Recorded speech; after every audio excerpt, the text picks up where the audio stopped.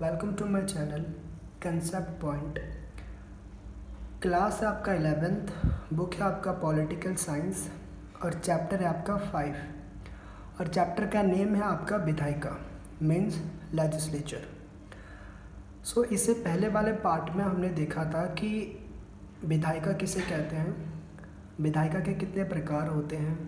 फिर इसके बाद हमने द्विसदनात्मक विधायिका के बारे में पढ़ा था कि किन किन राज्यों में द्विसदनात्मक विधायिका बेसिकली है। इसके बाद हमने देखा था कि अगर आपको सांसद का मेंबर बनना है तो उसके लिए कौन सी योग्यता आपके पास होनी चाहिए। ओके, सो ये विधायिका का सेकंड पार्ट है और इसमें हम बेसिकली 2-3 टॉपिक को कवर करने वाले हैं। तो पहला टॉपिक है हमारा लोकसभा एवं राज्यसभा में अंतर। देखिए, हम सभी को पता है कि राष्ट्रीय विधायिका होता है संसद। संसद के होते हैं 3 अंग, राष्ट्रपति, लोकसभा और राज्यसभा।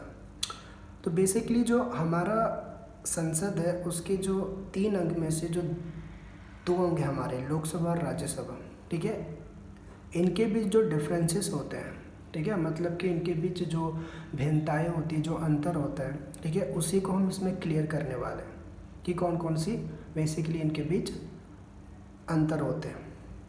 ओके, तो चलिए वीडियो को स्टार्ट करते हैं। वीडियो पसंद आया हो तो वीडियो को लाइक कर दीजिएगा।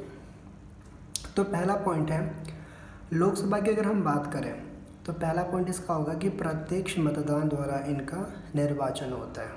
प्रत्यक्ष मतदान मतलब कि डायरेक्ट वोट, समझ रहे हो उसका मतलब कि इसमें जितने भी बेसिकली सदस्य होते हैं ना, ठीक है, उनको हम क्या सीधा वोट देते हैं, ठीक है, और उन्हें चुनते हैं, तो उसी को हम क्या कहते हैं, प्रत्यक्ष मतदान द्वारा उनका निर्वाचन होता है। ठीक, तो इसमें जितने भी मेंबर होते हैं उसे हम डायरेक्ट वोट दे के चुनते हैं, आपको ये समझना है। लेकिन अगर हम राज्यसभा की बात करते हैं तो राज्यसभा में ऐसा नहीं होता। इसका इलेक्शन बेसिकली इसका निर्वाचन जो होता है वो अप्रत्यक्ष मतदान द्वारा इनका निर्वाचन होता है।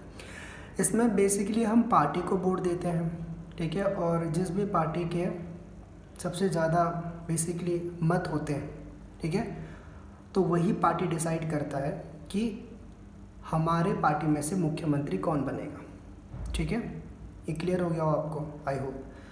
दूसरा पॉइंट होगा कि लोकसभा का चुनाव प्रधानमंत्री को चुनने के लिए किया जाता है, सभी को पता है, ठीक, और राज्यसभा का चुनाव मुख्यमंत्री को चुनने के लिए किया जाता है। ठीक, तीसरा कि लोकसभा को निम्न सदन भी कहते हैं, राज्यसभा को उच्च सदन भी कहते हैं। अब निम्न सदन, उच्च सदन, ठीक है, ये निम्न सदन है, इसका मतलब ये मत सोच लेना कि ये कमज़ोर होता है, ऐसा कुछ भी नहीं होता, ठीक है, बस इन्हें क्या है कि एक नाम दिया गया, उच्च सदन और निम्न सदन। ठीक, चौथा पॉइंट आपका लोकसभा को अस्थायी सदन भी कहते हैं, क्योंकि ये जो लोकसभा ये भंग हो सकता है, ठीक है, और ये जो हमारा राज्यसभा है उसको हम स्थायी सदन कहते हैं। क्यों? क्योंकि वो भंग नहीं हो सकता, ठीक है। वो बात अलग है कि इसमें जो क्या कहता है कि हर 2 साल बाद इलेक्शंस होते हैं। क्यों? क्योंकि 1/3 जो मंत्री उनका कार्यकाल ख़त्म हो जाता है तो उनके पद के लिए यहाँ पे क्या किया जाता है, चुनाव करवाए जाते हैं। ठीक है, आई होप कि आपको क्लियर हो गया। और 5वां पॉइंट है कि लोकसभा में कुल 552, ठीक है, सदस्य होते हैं। और उसी तरीके से अगर हम राज्यसभा की बात करें तो राज्यसभा में कुल 250 सदस्य होते हैं। ठीक है, अब ये लोकसभा में कुल 552 सदस्य, राज्यसभा में कुल 250 सदस्य, ये क्या होते हैं इसको मैं आपको विस्तार से समझाता हूँ, जैसे कि आप इसमें देख सकते हो, ये रहा। तो अगर हम बात करें लोकसभा की तो कितने होते हैं, 552, ठीक है। तो 552 में से 530 जो है, ठीक है, और राज्य से चुने जाते हैं, 20 सदस्य केंद्र शासित प्रदेश से चुने जाते हैं और 2 जो है, ठीक है, और राष्ट्रपति द्वारा मनोनीत किया जाता है, कि आपको समझना है। इसी तरीके से राज्यसभा की बात करें तो राज्यसभा में टोटल जो सदस्य होते हैं वो होते हैं 250, ठीक है, और 250 में से 235 जो है राज्य से चुने जाते हैं, ठीक है, और जो 12 है बच्चे वो राष्ट्रपति द्वारा नियुक्त किया जाता है या मनोनीत किया जाता है, ये आपको समझना है। ठीक, बट जो राष्ट्रपति द्वारा जो 12 सदस्य चुने जाते हैं, ठीक है, वो कैसे चुने जाते हैं, विज्ञान में अच्छा हो, ठीक है, कला में अच्छा हो, साहित्य में अच्छा हो, रचने में अच्छा हो, ठीक है, उसके अकॉर्डिंग उनको चुना जाता है। और जो लास्ट पॉइंट है, वित्तीय विधेयक में प्रभावशाली या अधिक ताकत प्राप्त होता है। पैसे से रिलेटेड जितने भी बिल होते हैं, ठीक है, उसमें ज़्यादा मतलब कि इसका वर्चस्व होता है। और उसी तरीके से अगर हम राज्यसभा की बात करें तो वित्तीय विधेयक में प्रभावशाली नहीं होता है, मतलब कि पैसे से जो रिलेटेड, ठीक है, विधेयक होते हैं उसमें ये ज़्यादा पावरफुल नहीं होता। आई होप कि आपको ये क्लियर हो गया हो। अब हम देखते हैं विधायिका के बेसिकली हमारे जो कार्य हैं उसको। तो जैसे कि मैंने यहाँ पे टॉपिक लिख रखा है विधायिका के कार्य। तो विधायिका के कौन कौन से कार्य होते हैं उसको हम देख लेते हैं। फर्स्ट ऑफ ऑल, कानून निर्माण करना, सभी को पता है, ठीक है, क्योंकि देखो विधायिका का मतलब ही होता है विधि निर्माण करना। तो उसका पहला काम कानून निर्माण करना। दूसरा काम क्या होता है, कार्यपालिका पर नियंत्रण करना। कैसे करता है, आगे के टॉपिक में हम उसको समझेंगे।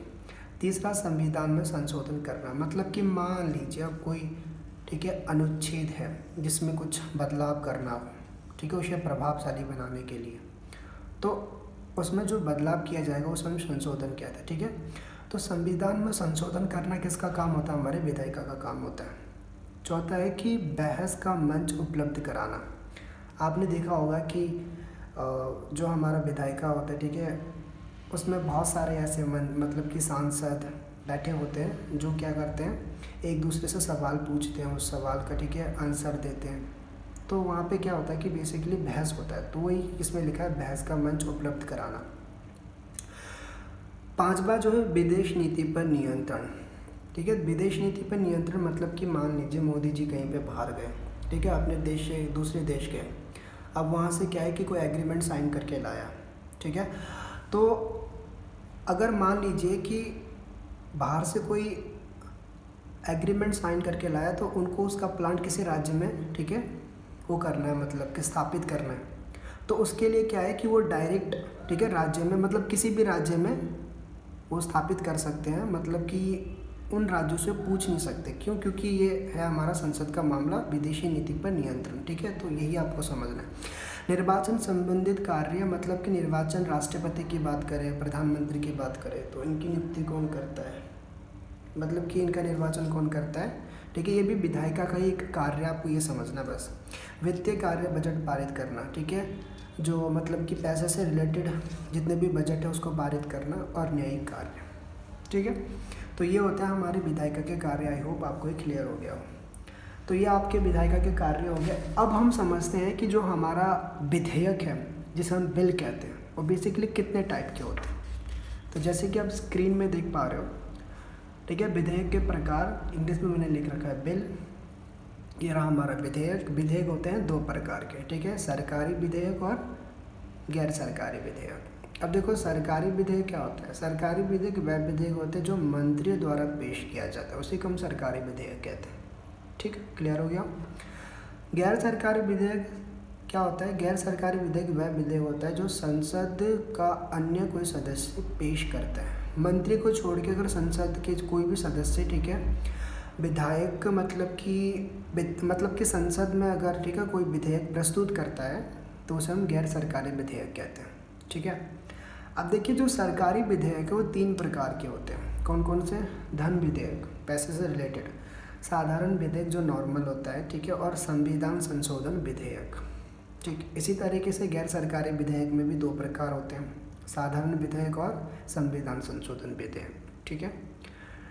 तो ये होते विधेयक के टाइप। आई होप कि आपको क्लियर हो गया हो। एक बार फिर मैं रिपीट कर देता हूँ। विधेयक जो है कितने प्रकार के, 2, सरकारी और गैर सरकारी, ठीक है। सरकारी जो मंत्रियों द्वारा पेश किया जाता है, और जो गैर सरकारी वो संसद का अन्य कोई सदस्य जब पेश करता है। सरकारी विधेयक 3 प्रकार के, धन विधेयक, साधारण विधेयक और संविधान संशोधन विधेयक। इसी प्रकार से हमारा जो गैर सरकारी विधेयक है ये होता है 2 प्रकार के, साधारण विधेयक और संविधान संशोधन विधेयक, ठीक। आई होप कि आपको ये क्लियर हो गया। अब हम देखते हैं इस वीडियो का सबसे last topic, and that is the most important, और वो है हमारा विधेयक स्वीकृति प्रक्रिया। मतलब कि बेसिकली कानून निर्माण किस प्रकार से होता है, उसका क्या प्रोसेस होता है, ठीक है, उस पर डिस्कस करेंगे।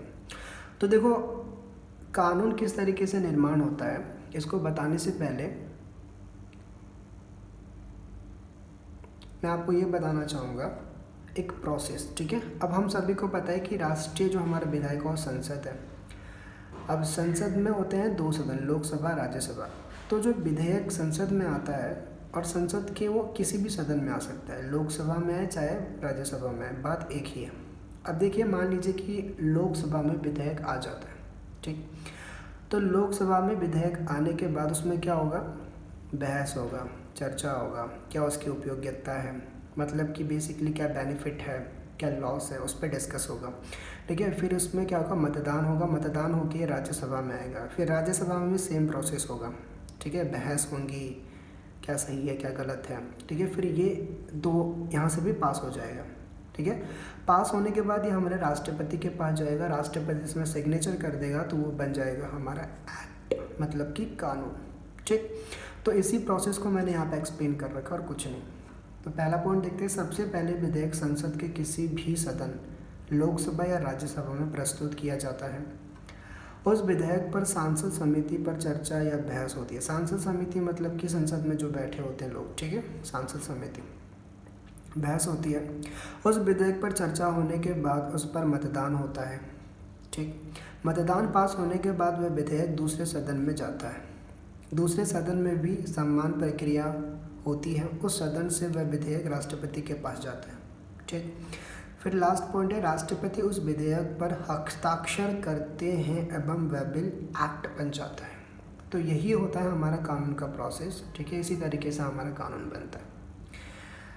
सो ये आपका हो जाता है वीडियो ख़त्म और टॉपिक भी ख़त्म। आई होप कि आपको सभी चीज़ समझ में आया हो जो भी मैंने आपको समझाया है।